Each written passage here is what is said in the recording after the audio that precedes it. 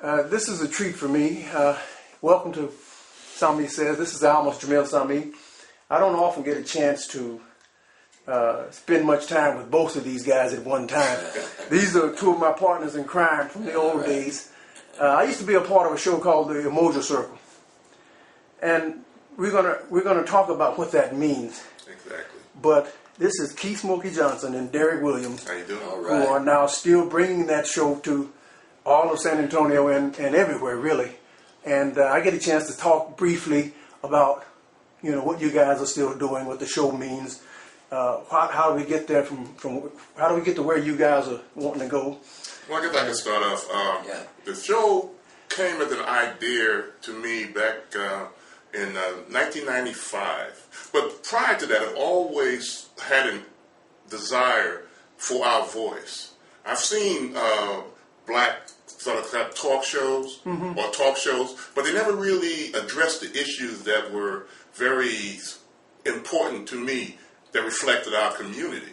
It was all somehow superficial or an afterthought, or if something happens, say like the LA riots, then you'll get some kind of discussion. On Black Heritage Month, you might get a panel discussion, but there was nothing that was consistently talking and dialoguing about us. And around 1995, around the Million Man March time, October, I think, 16th, you and I was living here in San Antonio, and we talked about doing something like this. And I had this idea, and I came up with the name Umoja. Umoja is the Kiswahili word that means unity.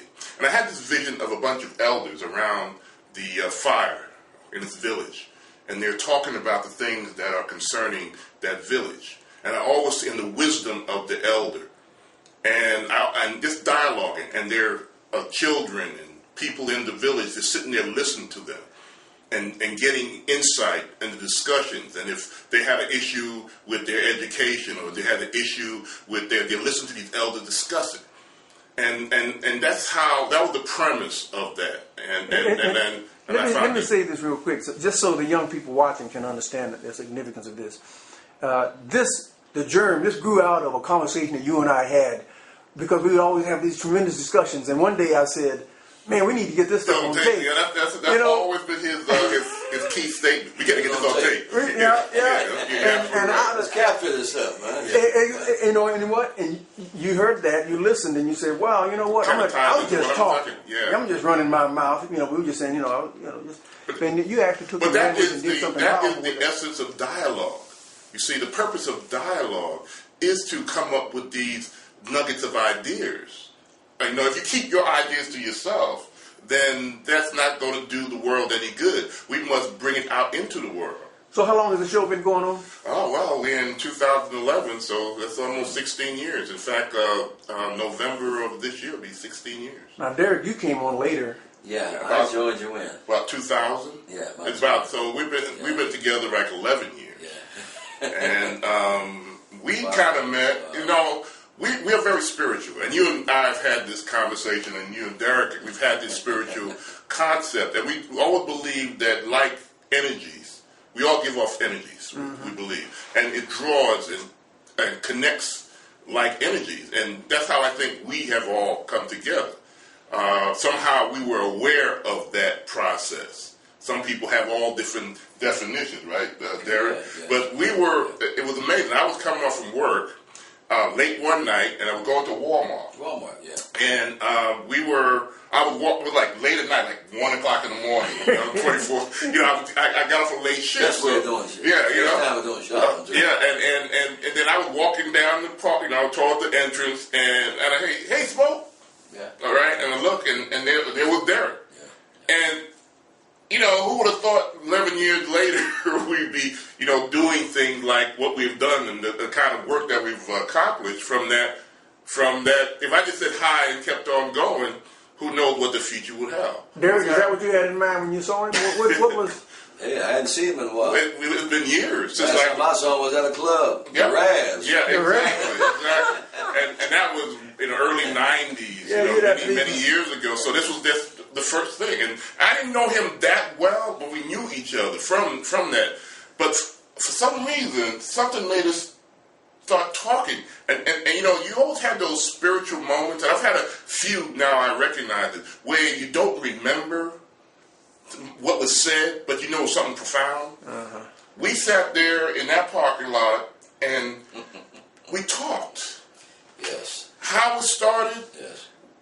why it started, but the fact is that it was a rhythm that was was established between us that sparked something.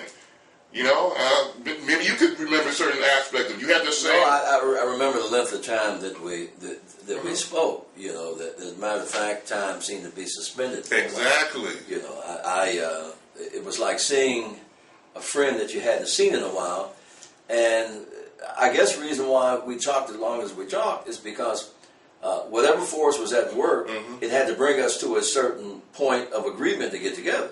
You know, we talked about everything, but we kept coming back to what he was doing, and I think you invited me on the show. I did because I said again. I don't know. Maybe I was hearing Jamil in the background. We got to get this on tape. But that's how it started, and the when he came on the show, and we just started communicating whatever the topic was. I think it was manifestations of personal racism. Yes, yeah, exactly. But it would just flow like we've been doing it for years. Yeah, and I think what was happening is because I had a background of training and I had been on the staff at the Defense Equal Opportunity Management Institute. Smokey has his own program. We could see the affiliation. Okay, and Smokey saw the training part. And of course, we just kept talking until we began to converge. He was a systems man. You know, he could see things as a system and how the system worked. Yeah, I see relationships. Yeah, and relationship. And I was able to have a historical thing. Yes. I'm a historical person. Right. I could relate to something in the past and bring it to what I see that system is functioning in. And I would contemporize it and show relationship between what he was saying to one system to the other. Wow. And so we immediately saw a very unique relationship bond. And they said, come on back, let's do the next topic. Now, for those who are not familiar with the show, it's the purpose of the show is to, as we always say, is to correct errors where errors are found and to introduce fact, where we find that a lot of us are working on fiction when it comes to people of African descent. We have a great and illustrious history, but many of us do not know why we do the things we do. And the people who do not know their history, who doesn't understand what got them to this point, are going to be you're going to have problems in the present moment because the past is rooted in the present. And if the past is askewed or false, then the issues and the perception of your present moment is going to be based on false premises, and your action will reflect that falsehood. And that's the thing that we try to talk about and bring clarity to a lot of complex issues. Even though the show is about a half hour, we tend to weave through a lot of different, what will seem like complex issues, but we have the ability of bringing light to it in a way that the masses can understand. Yeah, and I think also that's, you know, when we try to make sense out of that, I think there's some practical things happening too. You know, it's not all just at the metaphysical level. My behavioral science background converged with his historical background, and seeing where the two kind of dovetail together, I think is what really gave us this immediate bond and unlimited ability to talk about it. He would give the historical, I would contemporize it, show behavioral science connection, and then we began to see a model there. Okay, and while we have not articulated that model, when Smokey and I are together, you see it in its full operation. Yeah. You know, so that's how we started, and we've had many different very interesting topics. We talk about culture. We talk about the power of consciousness.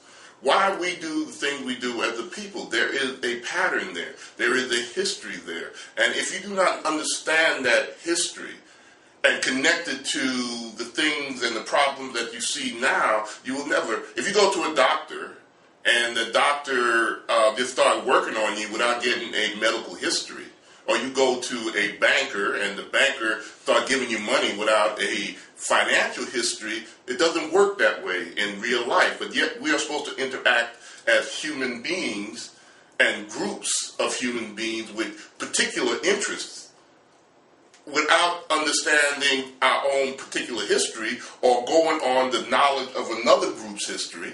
There are always going to be problems if your action does not reflect your true nature. So ultimately you answered the question, black history, so what? Afrocentricity, so what? What does it mean to me?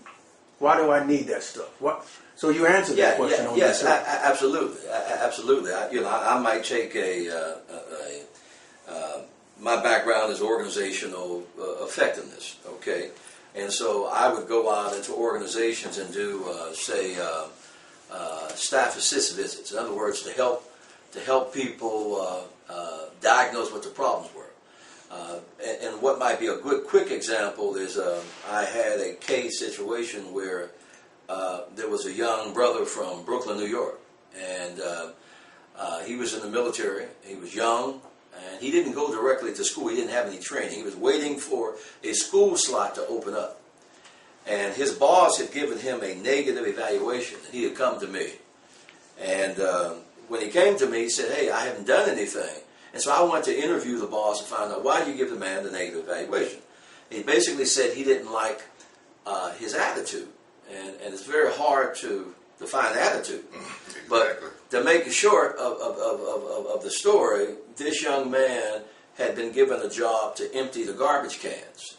And so to give dignity to emptying the garbage cans, he would get some spray paint, some corrosion control, some sandpaper, and he scraped all the rust off the garbage cans, painted it, and actually had a new system, of garbage cans.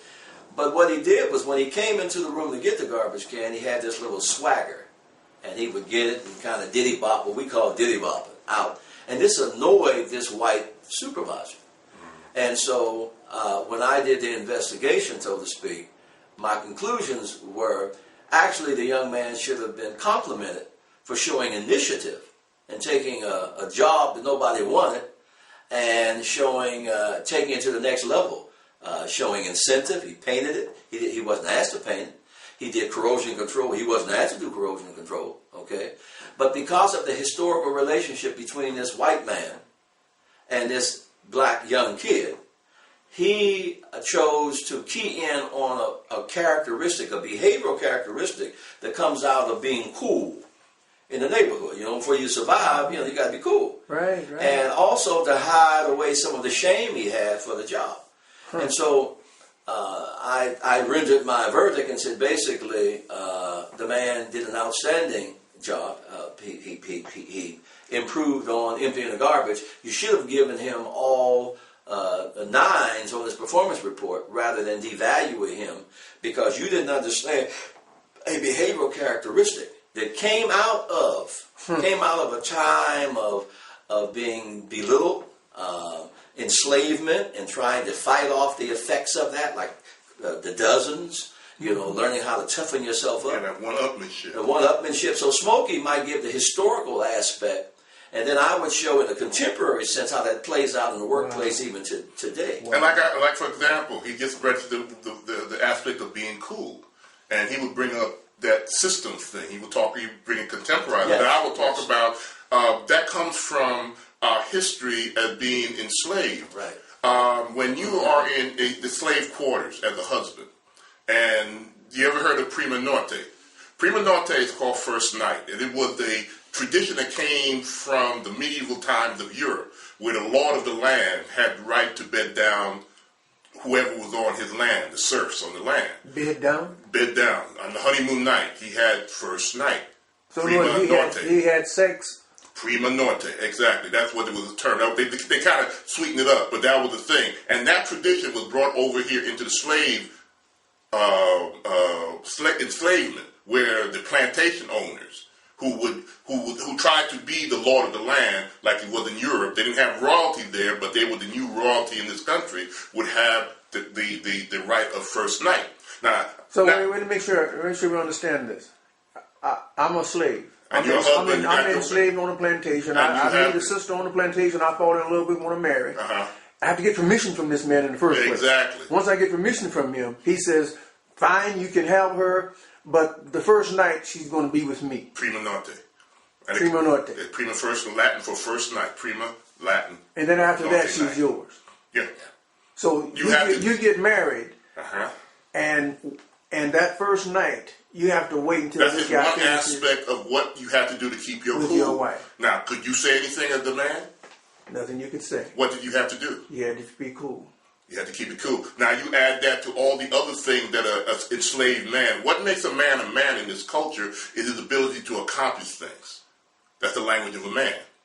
And you're being denied that language by outside forces of enslavement. So that thing of being cool, where you could not show that emotion, either you could end up as what they call that strange fruit, if you were showing the uppity. Strange fruit? Yeah, you remember that song, about strange fruit, about lynchings? Okay. It was a term that would use. So if you're a black male in the South or somewhere, you had to learn that every time you walk out, you couldn't show your natural manness by expressing who you are. You had to keep it in. You had to be cool about it. And that historical knowledge was passed on down. Because if you're a child and you see your father not expressing any emotion, okay, he's being cool. That's what we take. That's how we adapted it. But you don't know the history behind it. You didn't know what it meant when he walked out the door. Every time he had to go out, he could not be angry because he didn't like what was happening to his friend in the field. Well, if you're a slave, wow.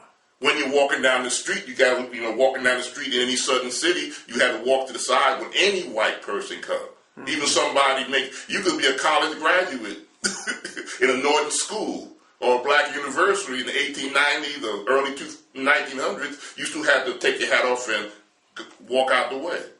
How would you feel inside? You had to keep your cool. So when the young men see this without knowledge of that history, by the time it comes down to our time, that's why a little young lady said men don't communicate, or he doesn't show no emotion. Black men do this. Well, it becomes tradition. Those slave behaviors and I guess that evolved into being not only being cool, but this appearance of being tough. That's what I mean. Exactly. It got distorted without that. If you don't have the historical knowledge, then that becomes normal, not natural, but normal. And this is the kind of thing we talk and break down things of why people do sometimes the things we do. Why black men are looked at that way. Wow. So if you want to find out, we understand from our study of Amos Wilson, right, that you need a prescription. Now, who was Amos Wilson? Amos Wilson, we always brought up many of the great black scholars that have influenced us. Mm-hmm. We're autodidactic in the sense that we are self-taught. Like one of our great scholars, Dr. Henry Clark. Okay, he's from the Harlem Renaissance days, and he was self-taught. He was so brilliant that I think Cornell University, there's a library named with him. He never had a college degree, but his knowledge of our history was so profound that his information, he became an honorary professor at Hunter College. Without that, so those kind of models, we still accomplish things even without having the certification of the same system. Dr. John Henry Clark was also Malcolm X's personal historian. Exactly, and he was self-taught. So that kind of model influenced me, even though I have my degree in the schools, the regular process. But young black men who think that I don't need that. No, we try to be modeled of that possibility. You got to know thyself, which is an ancient African statement. Yes, and I think Smokey is providing a perspective, a platform that I think is very important as we begin to try and understand the behaviors that we see today in anyone. Nothing happens in a vacuum. Everything somehow is codified and passed on. And just because we learn these things, often we don't know the origin of these things. And if you're going to address an issue, how you define a problem is contingent on the problem itself. The definition. In other words, the solutions you come up with must be based on the definition of the problem. Mm-hmm. And so if you're going in and you're dealing with a group of people that have historically been scarred through certain practices that came out of a different epic time, but has still been passed on. Yes. Many Caucasians have certain feelings of superiority that are passed on to them without anyone ever uttering a word. Merely sitting in a classroom and looking around and seeing all of the sciences and subjects are being represented by white males suggests and infers a level of superiority. So you don't always have to speak it. The whole concomitant surrounding suggestion speaks to it. And so there are many behaviors that we're struggling with that are impeding us, that we have to go back and ask, where does this come from? Why are they doing the things that they're doing? Exactly. Do we still need that? Is a man still coming in and taking your wife? What does this serve now as? What function does this serve you now? And when we look at our young men and women and their actions, they weren't born with that information. No, they learned it. The role of a culture is to pass down psychologically information the same way DNA is passed on biologically. From one generation to the next. You see, so that if we don't understand the history that we are that we come from and our behaviors that reflect that abnormal behavior, we don't know how to treat it in the present moment, because the roots of the present moment, where you and I are right now, our past is always in it. It's in the soil of the past. And it grows and is nourished by that soil. And if the soil is not functioning right, the roots of the present moment is not going to function right. Mm-hmm. And the soil is our past. And just like there are weeds in the soil that you need to physically take out that no longer serve, we have to, take out those slave-generated behaviors that were good 100 years ago for survival. Our women need us to communicate with them, not always to be cool. So our asset 200 years ago could be our liability today. It is. You're seeing it reflected right now. The past is always with it. It never goes away. We are, and the role of history is to illuminate that past. Yeah, I refer to them as historical thorns. Okay, and history serves as a directional device for us as well as culture. And we also have to recognize that people know less of their culture. We learn from our culture more from outsiders than we learn amongst ourselves. And what's meant by that is akin to the fish not questioning water. The fish doesn't question water because water is part of its environment. Exactly. Okay? And so if things are passed on and these historical thorns, if we don't do an analysis of them, we unknowingly often pass these thorns on. It's like a mother calling her child saying, "Boy, come here and let me comb your nappy head." Okay? Or bring your little black self here. Or that's good here. Okay? Or that's good here. All of this came out of an epic era to de-establish ourselves, to take us out of our, as Smoke said, our context, our historical context. Mm-hmm. So the very essential essence of who we are, we can't change our hair, we can't change our facial features, and to have the very one person that acculturates us into life, a mother, show a negative response to those characteristics, she unknowingly sets into motion those negative historical thorns that were put into place in the slave quarters. Okay. Almas Jamil Sami, a.k.a. otherwise known as Malcolm X, said that of all our studies, history is best prepared to reward our research. And what he means is that once the light of history, true history, illuminates, you are going to have an instant effect in your present moment. All right?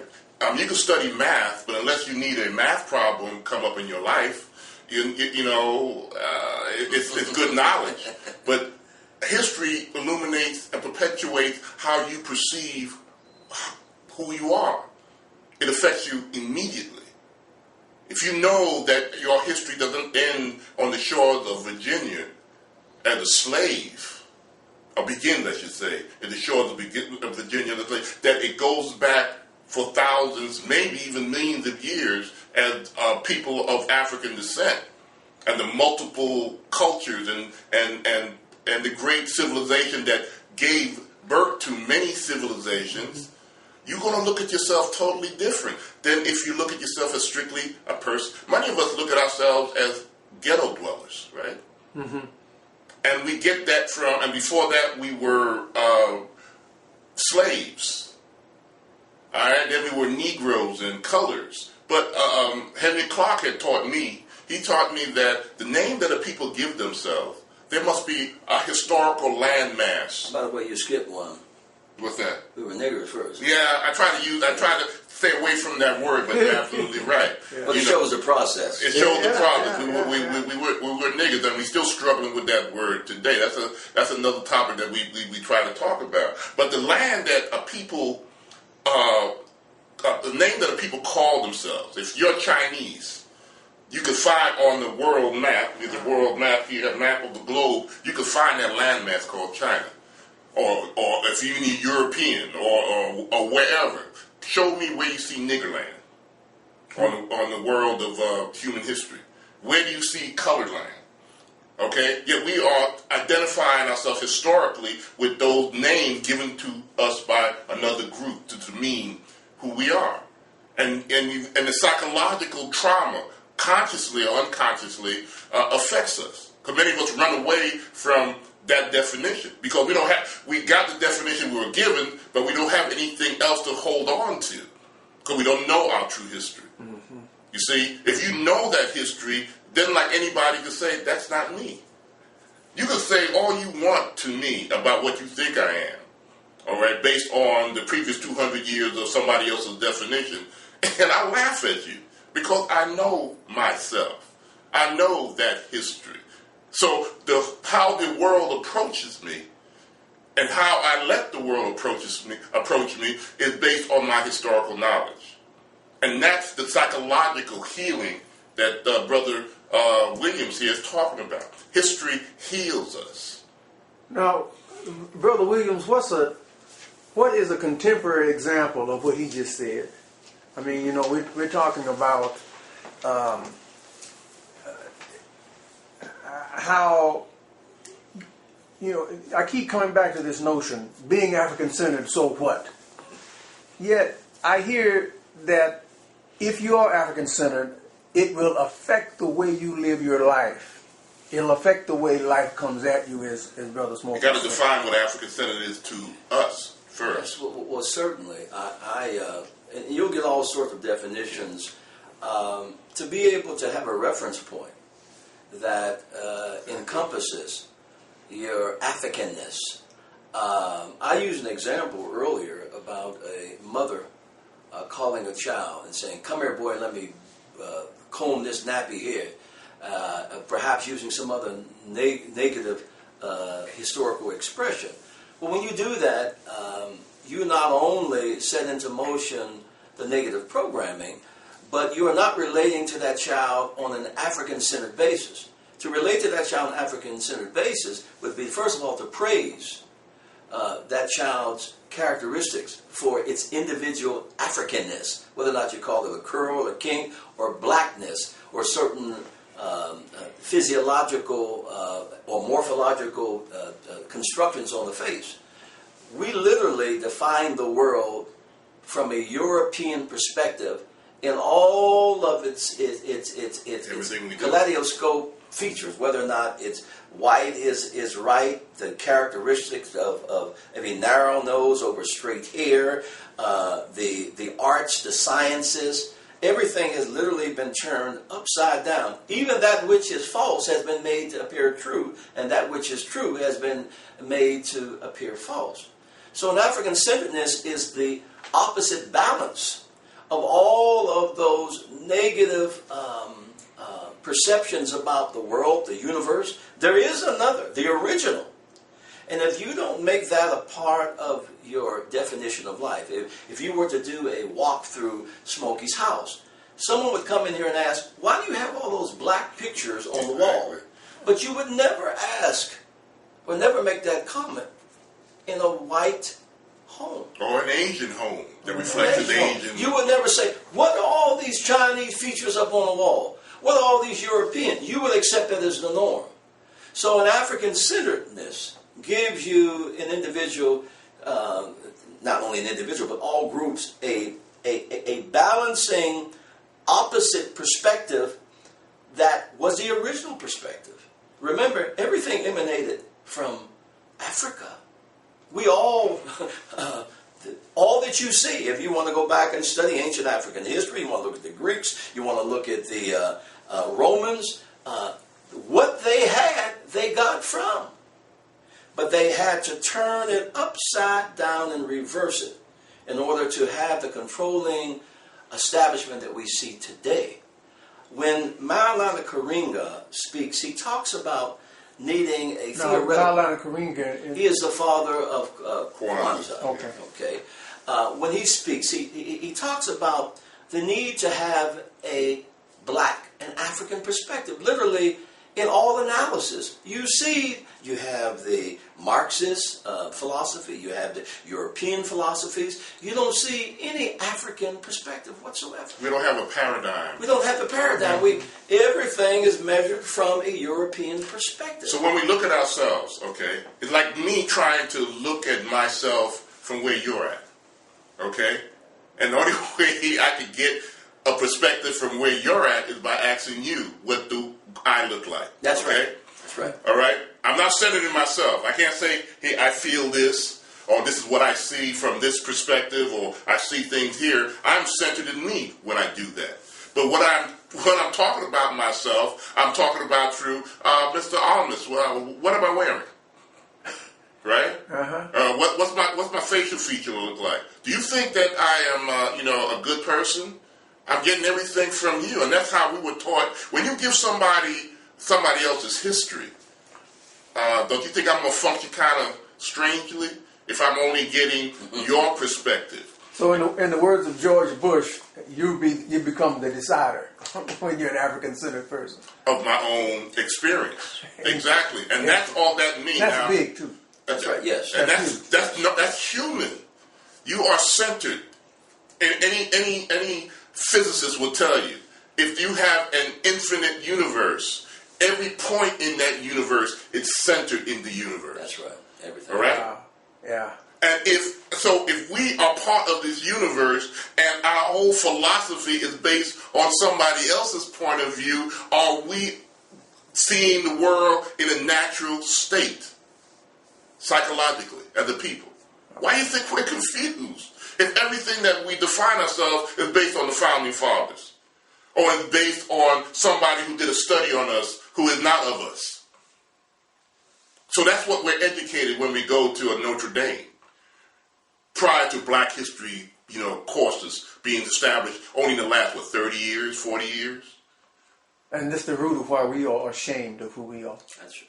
Yes, essentially. If you don't know your history, yes. Then you're going to have problems. If you don't say how the world is supposed to approach you, I'm going to be right here, and I'm going to say, before you come closer, Mr. Sami, this is what I want you to do, because this is who I am.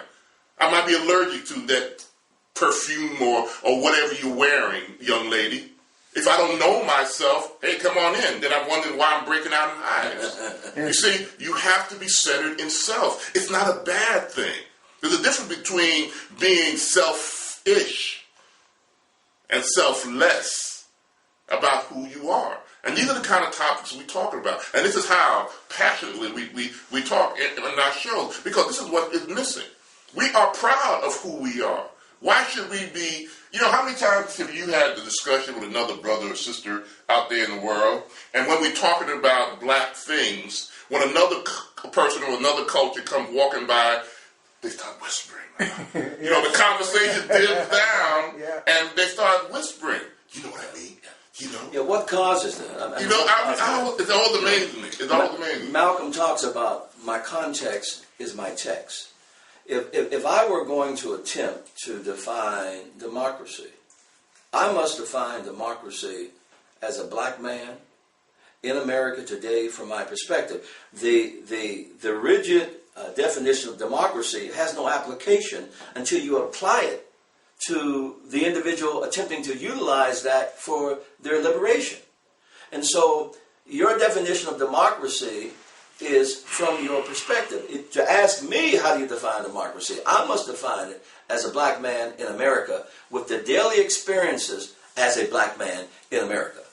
So I can't transport this model of democracy from this environment 10,000 miles away and incorporate it in an Asian environment or an African environment. It must be defined from the experience, the life experience of that group. Malcolm attempted to give us the secret to being able to evaluate everything based on the evaluation from our daily perspective. And if you cannot do that, when someone says, well, what you mean? No, what I mean is what I said. You can't possibly understand what I mean because you don't have that experience. Exactly. And don't have that knowing. Exactly. in America, there's been an effort to define us from another perspective, and you cannot do that. You cannot do that. And the African perspective does provide, if nothing else, another way of looking at the same picture. Two people stand before a picture. One says it's beautiful, the other one says it's ugly. Who's right? And another great man, Carter G. Woodson, who established in 1926 Black History Week. He was a teacher and a scholar in the early 20th century. And he understood this. He also wrote the book, Miseducation of the Negro, exactly. Which is still applicable today. Yes, and he was talking, and in that book, he's talking about the psychological problems we have. Because if you're giving somebody else's history, you're from Clinton, Oklahoma, Brother Sami, right? Uh-huh. I'm from Brooklyn, New York, and Brother Derrick here is from Pittsburgh, Pennsylvania. Right. Now, if I try to explain to Brother Derrick my background based on Clinton, Oklahoma, right? The information that you've given me about Clinton, Oklahoma, and I'm telling him about my experience based on that knowledge, am I going to function correctly? Wow. Not at all. So we are living on another people's history. When we talk about the founding fathers, and not saying those things didn't happen, maybe, but that had nothing to do with the people in Slave Row. Right. That history, that America, is who we come from. Which explains why we could have somebody who writes a constitution talking about addressing freedom while at the same time owning Africans. Yes, right. And the thing that excellent example. Exactly, and that contradiction has been with us psychologically for many years. What do you think our ancestors felt in the early 1900s when every 4th of July? And you had 4th of July parades talking about freedom and marching bands in 1776, and you're waving a flag. And you can't walk down the street, or you can't. It says for colored only. It's the ultimate cognitive dissonance. Cognitive dissonance, and that's what America suffers from. Now, doesn't that bring us back to the first professor we talked about, the first champion, Dr. Amos Wilson? Mm-hmm. We never did finish talking about what he did, who he was. Well, he was first of all, he was a psychologist. Okay. And he studied from psychology. New York. Pardon? From New York City? From New York City. Exactly. But what Dr. Amos did was while he recognized the European style and theoretical models of psychology, he recognized very early in his studies that it did not explain many of the behavioral characteristics of African people. And that while he may have used the outline model, he adjusted it to compensate for the historical realities that Smokey mentioned earlier. And he Africanized, in a sense, that psychology to apply to us. He said he defined a prescription. He said that if you did not, you could make all kinds of theories. Okay, white people did this to us, but if you don't have no prescription about how to fix that, then saying that has no meaning. So that in everything that you do, you must have a prescription for that. Yes, and one of the examples that Dr. Amos gave, and you're asking who was Dr. Amos. First of all, I've established that he was an educator. He was a black psychologist. He was a psychologist that recognized that many of the theoretical models and theories, like I said, did not explain many of the black behaviors. And he also recognized how white psychology was used as a construct of control for people of color, particularly African Americans. If he were to look at the Skinner rat study or the Pavlov's dogs, from an African perspective, he would take that model as not just a pure model, but he would say, who is the dog? Okay? We were the dogs. Who, the tester, the experimenter, was the Caucasians.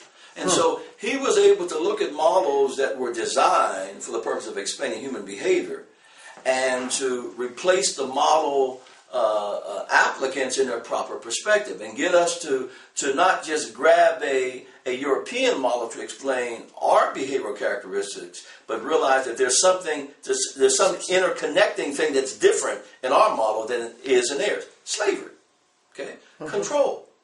And so all of the social sciences, psychology, economics, politics, all of them had a racist control component always attached to it, because the purpose was to maintain control of the economy, and the economy at that time were Africans. Yeah, and to transport those Africans, to control those Africans, you need a whole set of social sciences and studies in order to justify that and to academically give credence to that. And so Amos not only challenged those models, but he was able to show us how those models were really intended to demean, to demise, and were used as a controlling philosophy for Africans and people of African descent. Well, let me give you a personal experience of mine real quick here and see if we're on the same page. Sure. I was here in San Antonio, living on Northeast San Antonio, and the guy across the street from me was a white guy, good guy, school teacher, wonderful cat. Me and him got along great. So every now and then he'd find his way over my side of the street, I'd find my way on his side of the street. This one day, there was a Section 8 house that everybody was upset about because, we're all better than Section 8, But anyway, there was this young brother who lived in a Section 8 house on the block behind him. He's had some problems with, what's going on the other side of his fence and that kind of thing. He had a perspective that I didn't have. Of course, I grew up with it, so truly I had a perspective that he didn't have. So one day I see this kid, one of these boys, this young teenage black boy with 4 or 5 other ones, 18, 19 years old, driving in a car. And I'm standing on the edge of the corner on his property. As this boy comes around, he gets real close to me and him while we were talking. And I saw 3 black boys who needed to be lectured, who needed to be talked to, who were hurting, who were confused. He saw trouble. Yeah. The same thing happened to us simultaneously, but we had 2 different perspectives of what was going on. Is that basically what we're talking about here? Exactly. Absolutely. I think that's an excellent real-world example. And that's one of the things that is essential and so direly important for us putting things in their proper context and perspective based on the things that have occurred to us not only in this country, but have been occurring to us for the past 2,000 years. The conditions, the responses to those conditions, the definition of problems, the solutions that derive from your definition without that essential data or information that you just introduced. I see some lost kids, some kids that need some guidance, perhaps even to find out why would you want to dangerously come close to us. That's right. There's something driving that behavior. That's right. And Amos was noted for doing a proper analysis of why black people do the things that black people do. Okay. He understood that there was a trauma psychologically done to a group of people. You cannot have 246 years or more of abuse, literally dehumanization, without some psychological trauma. And then on top of that, you're given the history of another group. And everything about that group is always put up on a pedestal. And you are told in many books that your people never even contributed to anything that was produced on this earth. But let's go back real quick here. You said 246 years of slavery. Yeah. Trauma? Legal slavery. But you also mentioned the word trauma. Traumatized. What do you guys mean by that? Psychological trauma. What were some of the things that happened on the plantation? Look at any kind of relationship. Look, we recognize that in a male-female relationship today, if I keep on telling my wife that she's no good, that something is wrong with her, that she doesn't, constantly badgering her about how she looks, what she's saying, what would you call that?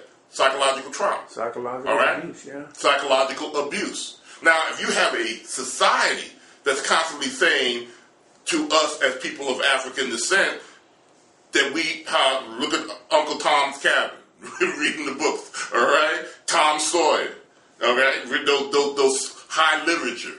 Everybody that looked like us was put in a subservient role.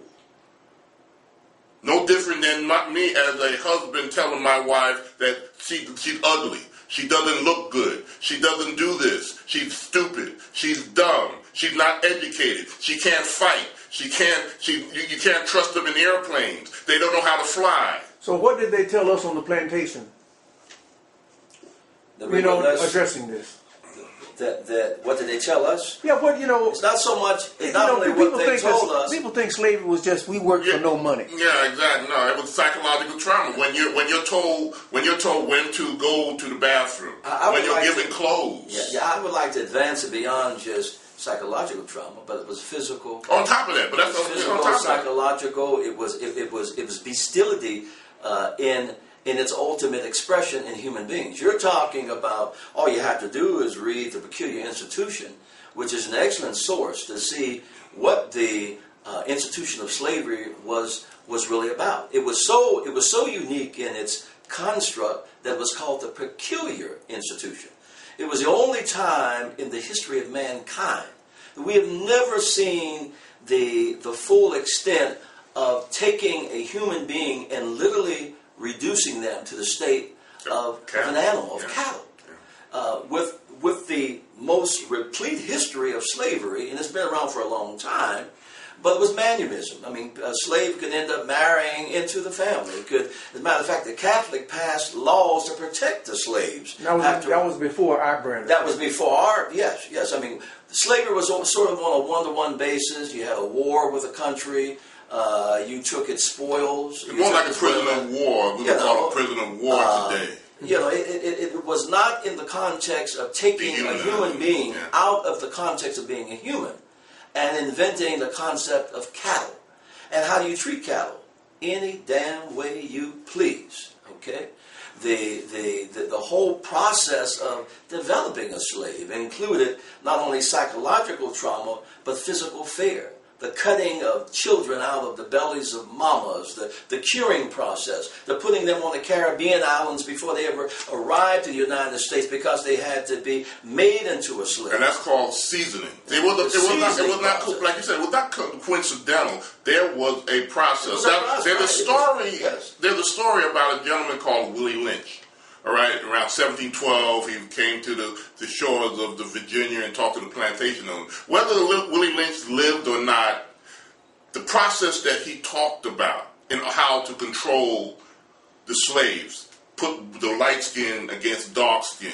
You tell who was beautiful and who was ugly, which was usually the dark skinned one was ugly, the beautiful one was the lighter skinned kind of person. And those processes were actually literally real. What he was talking about in the Caribbean, they didn't just bring those enslaved people from Africa and drop them off on the plantation. You had to change the psychology. Right. You had to brutalize them. You had to break down, just like in the movie Roots. He was Kunta Kinte, and how many times did he run away as Kunta Kinte? When he was broke, what did he say I was? Toby. And it wasn't because it took years of brutality. They chopped off his leg. They whipped him. So this thing, all the physical, just like I said, any relationship, you would consider that abusive, right? There's a psychological effect, whether it's physical abuse, emotional abuse, or financial abuse. It all boils down to how how you see yourself after a while. And if the first generation might have a little semblance of knowing who they were, by the second or third generation, and you're born into that system, you only can see the results of that abuse. And that becomes the norm. Which would explain the difference between Fiddler and Kunta Kinte. Exactly. It was out of Fiddler's love for Kunta Kinte that he was trying to get him to adapt to the system. Exactly. Yes, it was part. Well, it was the basic survival. It was the only way to survive. I mean, wanted them to live, and yes, and that's what I mean by the psychology of who we are was shaped by that institution. Yes. Because if you are a mother who has a black boy, and you know that if he is allowed to be a rambunctious, questioning young black kid out there in the slave infested society of South Carolina, Georgia, his chances of getting lynched was great. All right? Or if he looked at either 14, 15-year-old having his hormones and he sees some young lady, he doesn't know white, black, she's a woman, and he looks at her a certain way. That could be a death sentence for him. So you have to change that thought process. You have to suppress that natural human being into a submissive thing. And I think one of the most important things is to recognize that some of those behavioral characteristics that you described, a rambunctious child, they're quite normal. They're normal for any child. That's my point. And so you're talking about taking normal behaviors, things that would be defined as spontaneous, part of the human existence, and literally destroying that. And those things literally possibly causing you your life. So you can understand what Smokey is saying when he talks about the making of a slave. You had to think like a slave. You had to behave like a slave. Even though you had all of those spontaneous human responses that any child would have, which were endangerments for you because they could mean a number of things, that you were normal, that you were just like the master's child. And so in order to justify the treatment that was bestowed upon us, they had to devalue the human aspect of our existence. And so when you talk about psychological trauma, hopefully you can begin to see how difficult it is to use a few words to describe trauma by definition, but the need to talk about the experience of what it was like in becoming a slave. When you go to a psychiatrist or a psychologist for counseling, if you're an abuser or you've been abused, what do? You dialogue. You talk about it. And what does the doctor do?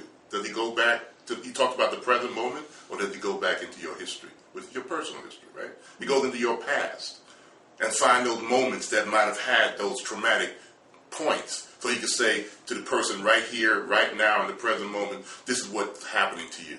And this is what we're going to try to get you back to whatever it is that is normal. We did not have that as the people.